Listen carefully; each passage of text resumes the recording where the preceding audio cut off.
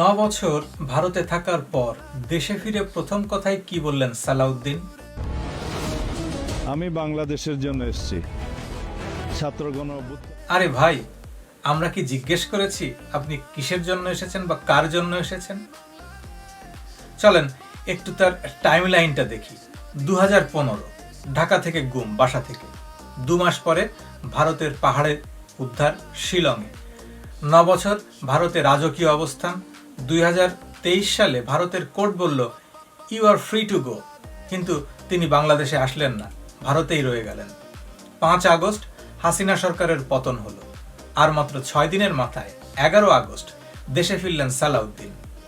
এত perfect timing, এটা কি শুধু কোইন্সিডেন্স?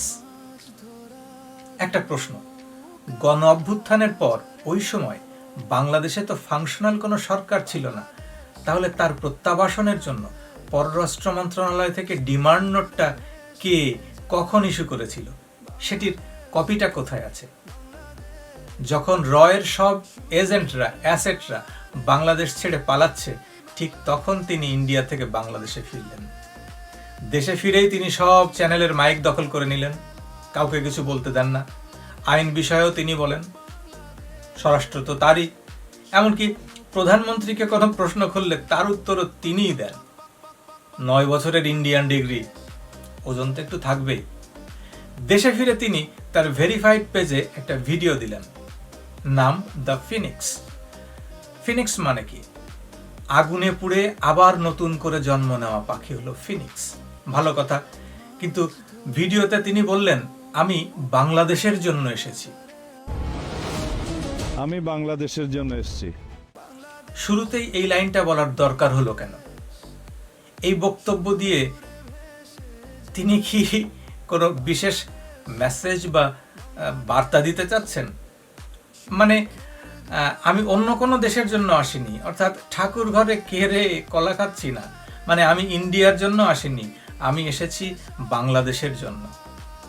তার এই ভিডিওর ভয়েস ওভার যদি শোনেন তবে বুঝতে পারবেন যে ন্যারেটর, তার অ্যাকসেন্ট টোটালি ইন্ডিয়ান।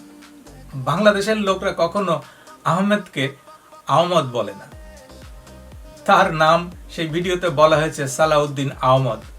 ইনি আমাদের দ্য ফিনিক্স,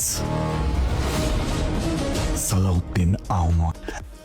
রাজনীতিতে অনেক সময় মানুষ যা বলে তার চেয়ে বেশি গুরুত্বপূর্ণ অনেক কিছুই লুকিয়ে থাকে না বলা কথায়।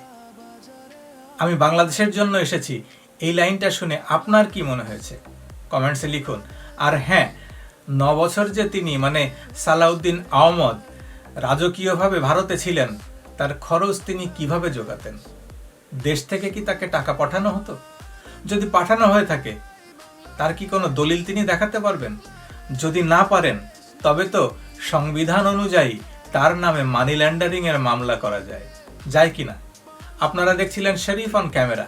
আমি আপনার হয়ে প্রশ্ন করি, কোনো দল দেখি না, ভয় পাই না। ফলো করে সাথে থাকার জন্য সবাইকে ধন্যবাদ। সবাই ভালো থাকবেন। আল্লাহ হাফেজ।